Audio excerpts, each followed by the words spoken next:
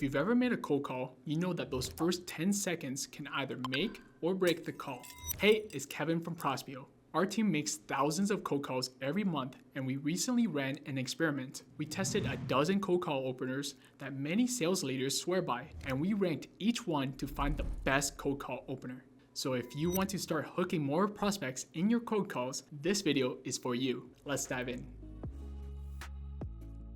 Alright, here's how we ran the test to find the best cold call opener. First, our team compiled a list of the most popular openers, ones that are either taught from sales experts or ones that are commonly used by reps across the industry. We narrowed that list down to 12 openers. To keep things fair and avoid any inflated results, we tested each opener in exactly 100 connected cold calls. So we had 5 top SDRs involved in this experiment, and they were responsible for making 20 connected calls per opener. If you do the math, every rep had to make 240 connected calls, and that is 1,200 connected cold calls across the entire experiment. And just to clarify, by connected calls, we mean that our reps actually spoke to the right prospect on the phone. No voicemails, no gatekeepers. The goal is pretty simple. Which opener gives us the best chance of getting past the first 10 seconds and start a conversation? For us, starting a conversation means that we caught the prospect's interest long enough for them to hear our proposition. That's what we considered a successful opener. Alright, with that cleared up, let's dive in and rank all 12 cold call openers, starting with the worst to best. Coming in at 12th place, I call this the false pleasantries opener. It sounds like this. Hey Sahar, my name is Jake, how are you? How can I help you? So, I'm just reaching out because I'm a social media manager and I work with... I'm sorry, I'll stop you now, I'm not interested. There's a simple reason why this opener did the worst. You have to put yourself in the prospect's shoes. They just received an unsolicited call, and the first thing you ask is, hey, my name is blank, I'm from company, how are you? They already know that you don't care how they are, and there's no need to pretend like you do. And this call screams telemarketer because you sound like everybody else trying to sell them something. Our reps even reported that most prospects told them to kick rocks and never call them again. So this opener success rate was only 12%. Next at 11 is the bad time opener. Hi Chris, it's Matt with IBM. Did I catch you at a bad time? I was initially shocked that this wasn't at the lowest spot because whenever someone asks this question, you're pretty much giving the prospect a way out of the call. They can easily say, yeah, it is a bad time and call me back later or just hang up. So when is it actually a good time to receive a cold call? I guess by looking at the data, only 15% of the time. At the number 10 spot, I call this the YOLO Opener. This one comes from sales expert Sam McKenna, who is an absolute beast at sales. However, she did admit that her cold calling experience was limited, but we still wanted to see her opener and test it out for ourselves. Here's what that sounds like. Hey Will, it's Sam McKenna from Sam Sales. I think you've probably seen a few of the emails that I've sent you, and I am certain that I'm catching you at a bad time. But I'd love to talk to you about what you have coming up for training or enablement. Could I possibly find a little time on your calendar in the next week or two to schedule some time with you and to discuss your training needs over the coming year? Yeah, so my initial thoughts on this were it's way too long, it assumes a lot about the prospect, and you're pushing for the meeting way too soon. Like the prospect barely said a sentence and you're already blurting out your pitch. So after putting this opener to the test, it came out to only have an 18% success rate. I guess YOLO stands for you only lose opportunities, so you gotta pitch before they can even hang up. Coming in at number 9, you probably heard this a million times, but I call this the most hated sales cold call opener. This is what it sounds like. Is that Barry? And he'll go, yes, speaking. I go, look, Barry, you are gonna hate me. This is actually a cold call. So, do you want to hang up now or let me have 30 seconds and then decide? This one's super overused nowadays, but back then, like 5 to 10 years ago, when there weren't too many SDRs and cold callers using these lines, it was really effective. But nowadays, if you are in B2B sales and you're a decision maker, chances are you've probably heard this line over 100 times. So I didn't think that this was effective now as it once was. And based on our testing, this opener worked 34% of the time, which is still not bad. It's better than average. That's 1 in every 3 prospects that you talk to leads to a conversation. In 8th place, we have the Confused Old Man opener by Jeremy Miner. Oh, hey Wanda, it's just Jeremy Miner. I was wondering if you could possibly help me out for a moment. Sure, how can I help you, Jeremy? Well, and I'm not sure who I should be talking to.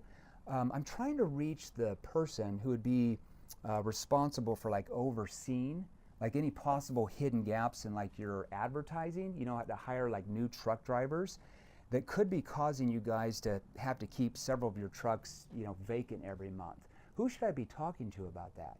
This one can be hit or miss. It's good if you can get straight to the decision maker who handles those things. Otherwise, if you're getting to the gatekeeper like a receptionist or assistant, they might not know exactly what you're talking about, especially if it's a mid to larger size company, or who is the best person to refer you to in the first place. So they might end up being more confused to begin with. And since our reps only spoke with decision makers, we received a 43% success rate. But then again, I would imagine this would be a lot lower if we were speaking with gatekeepers.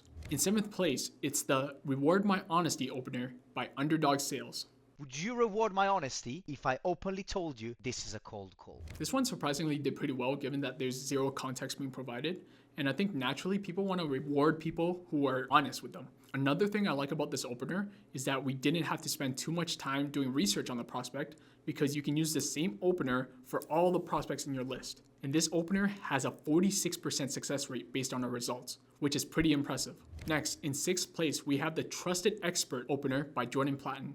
John, it's Jordan here. I'm just down the road from you. Have you seen that Quick Clinic is using AI to get new patients? This opener surprised me with how well it did because it made me realize how powerful location proximity really is. I think that prospects are more likely to trust you if they know that you are close by and you're not calling from a call center across the globe. Our reps also use what's called local presence dialing. This is a feature that most dialers have that allows you to display a local area code on the prospect's caller ID. So if the prospect sees a local number, they're more likely to pick up as if it's someone from their community or neighborhood. And our reps actually took this opener one step further. They went and they referenced a local competitor of a similar size instead of the biggest competitor because prospects were more interested in what their peers were doing rather than competing with the biggest fish in the ocean. Yes, it did take us a little bit more time doing the research, but based on the results, it gave us a 54% success rate. I think this just goes to show you that doing extra research can go a long way. In 5th place, we have the Tailored Permission Opener, and this has been commonly taught by many sales gurus, but I like to credit Nick Cegelski specifically on how he delivers it. Armand, I just finished reading your press release about the new office opening, and I'm gonna be honest, this is a cold call, but it is a well-researched one, and I'm wondering if I can get 30 seconds to share why that press release had prompted me to call you, and then you can totally hang up if it doesn't make sense to speak from there. I believe this is one of the most timeless openers that works well no matter what industry, no matter what year you're in. And there's 3 components that makes it so powerful. First, you're leading with context. You're letting the prospect know you did your homework. Second, you're being transparent. You're saying, look, this is a cold call. I have nothing to hide. And lastly, you're asking for permission to pitch. And this opener has given us a 66% success rate. That means that in every 3 connected calls, we were able to have a conversation with 2 of those prospects. That is insane. In 4th place, we have once again Jeremy Miner, but this time it's the Paper Shuffler opener. Yeah, is this Sally? Sally Hodges? Yeah, Sally, it's just James Miller. I'm holding a copy of your property tax records at your home at the 55 Willow Lane address, and I was wondering if you could possibly help me out for a moment. And the difference between this opener and his previous one was in his previous one, he was playing the role of a confused old man, whereas this one, he's playing the role of a concerned peer. So when you're flipping papers, the prospect can hear that and they're going to think that you're serious, and naturally they're going to be more inclined to answer. They don't know whether they're talking to a clerk, the IRS, CRA, FBI even. They're going to respond with, yes, how can I help you? So we got our reps to do research on the prospect and look at their financial reports, any recent outbound campaigns, and even LinkedIn company profile pages to see if there's anything that's relevant that we could tie our offer to. So on their phone, when they're delivering this opener, they're actually shuffling the papers around just like how Jeremy did it. And based on our results, this opener has a 68% success rate. Absolute mind-blowing. In 3rd place, we have Jed Marley's Ring a Bell opener. Hey, this is Jed with Mailshake. Saw you guys are hiring SDRs. Does the name ring a bell at all? Yeah, this opener performed pretty well because it adds some recent trigger, event, or activity at the start of the call, and it sparks curiosity by asking the prospect, does the name ring a bell? And that question is a setup because if they answer yes or no, it's simply setting you up to say the next part.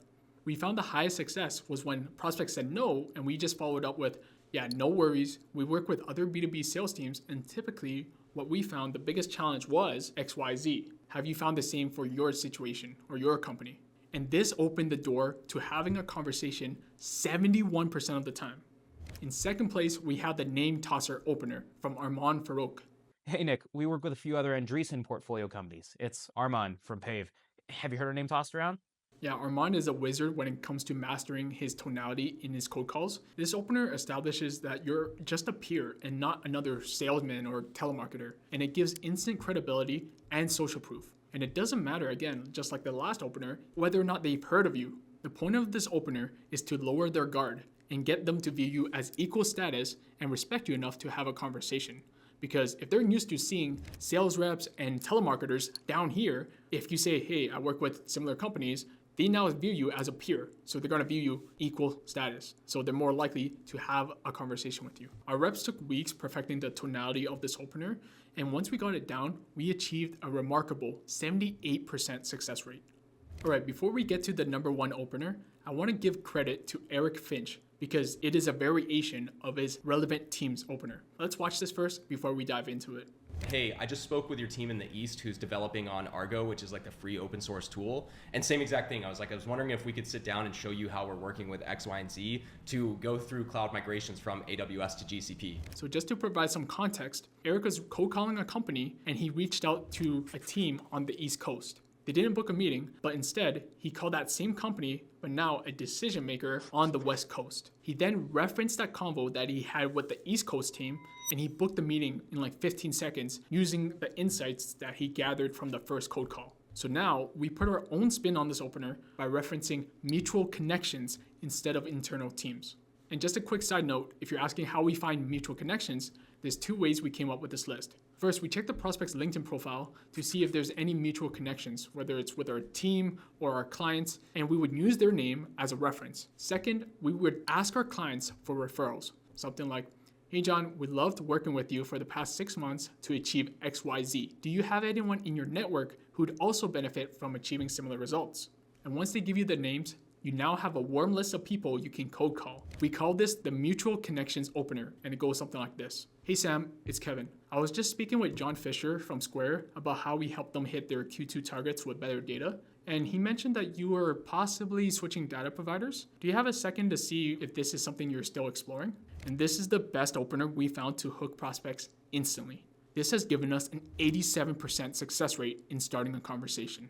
And yes, before anyone writes in the comments, well wait, isn't that considered a warm call? Great question. Calling a warm list is still technically a cold call for 3 reasons. The prospect hasn't requested the call, they don't necessarily know you or why you're calling them, and there's still initial resistance that you have to overcome. Technically, it's still a cold call, but you now have a whole case study to further build trust and start that conversation. And if you can take anything away from this video, it's this.